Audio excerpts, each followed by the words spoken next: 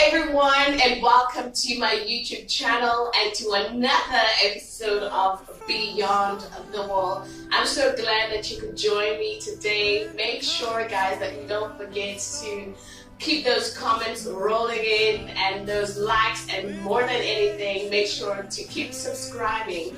We are a family after all, and I look forward to hearing your thoughts about your own journey towards finding your voice in God.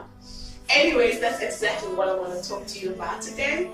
I want to talk to you about finding your voice. You know, we live in times where it's so easy to get caught up in millions of voices, whether it's through social media, television, radio, phones, but there's always voices pouring into our lives. And sometimes it's important for us to take a moment to question, which voices am I listening to, and why am I listening to those voices? Because let me tell you something, not every voice that is out there is actually for you. Not every voice that is out there is designed to serve what God has placed on your life. And so it's important for you and I to understand that God has designed us with our own voices, and there's something unique about your voice. There's something special about your voice.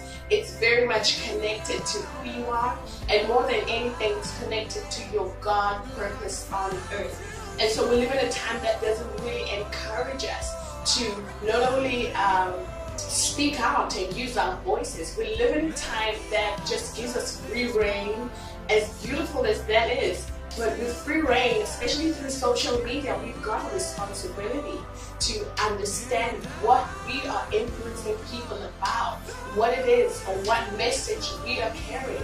Because at the end of the day, it's bigger than you. It's about the person next to you, and it's about the generation that God has coming right after you. What's the message that you're going to bring, and what will your voice count for?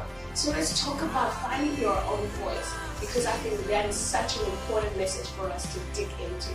Let me tell you something, there are gifts and talents on the inside of you that are waiting to be discovered, and more than anything, God is waiting on you to step out in faith. And do not be afraid to be different. Don't be afraid to look or even sound different. After all, God has made you, and there's no one like you. There is no one who sounds like you. There's no one who even thinks like you. And that's the beauty of being an individual. That's the beauty of appreciating and valuing who God has created you to be. You don't need to conform. God has not called us to conform to the standards of this world, and He has not called us to be like the person next to us. He's called us to be us because He's got a reason. There are so many people whose lives will be touched, whose lives will be changed and even transformed because you said yes to God. You stepped out in purpose and you chose to believe God, even if it made you look different from the rest, even if it made you feel like you're not like the other people. You don't have to be.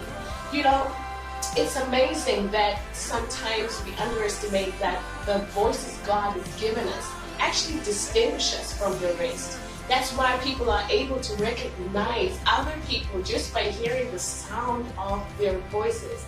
I will never forget that my cousins, when they enter into a space, I don't even need to see them.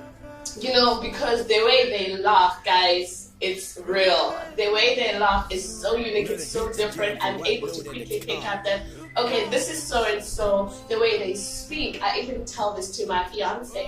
When he's laughing, there's times where he's laughing and I'm like, oh my gosh, you sound like your brother. And that has to do with their identity, that has to do with their lineage. But there's something about the fact that it's not his brother, it's him. And we've got to hone into that and value our difference just as much as we value our unity. There's power when we value who God has created us to be. When the early church began to step out in faith to pursue and to do that which God had called them out to do, persecution began to rise against them. because they were stepping out on purpose, stepping out knowing that the God who seeded them with that purpose would be with them every step of the way. But the enemy was not going to look back and just sit and watch, right? So they were going to go through extreme persecution because they were doing exactly what God had told them to do. I think of the Apostle Paul and Silas, who were in prison simply because they had set free a girl from the spirit of divination. I think that's a word. Divination. Anyway, so that's what they did. But crowds began to rise up against them, and they found themselves in the inner prison of the actual prison. I mean, I would be confused. Here I am doing what God had told me to do, and God had promised that He would be with me every step of the way. Voila, I'm in prison. How did that happen? Let me tell you something.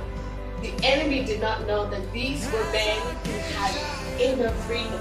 They had the glory of God down on the inside of them.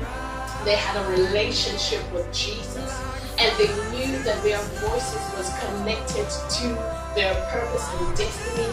That's why in the midnight they began to lift up their song. They began to worship God. They began to lift up their voice in praise and adoration to the God of all creation. The Bible says during that time, as their voices were filling that place with worship, the prison foundations began to shake. The doors of the prison began to swing open. Can you imagine? It's a spectacular moment of divine intervention. And I believe that's exactly what God wants to do with you and I. Those prison doors open, let me tell you, my friend, they didn't just open for Paul and Silas, they opened for everyone else that was around them. And it was so amazing because when they used their voices in purpose, in line with what God has called them to do, it not only sets them free, but it sets free those that are around you. Let me ask you something. What are you using your voice for? Because let me tell you, what you use your voice for, especially if it's in connection with the plan and the purpose of God for your life, it will not only set you free, but it will challenge those that are around you. It will bring hope and spark life back to those that are watching you. It's not just about you, it's about everyone else that God has called to be beside you. How are you using your voice today?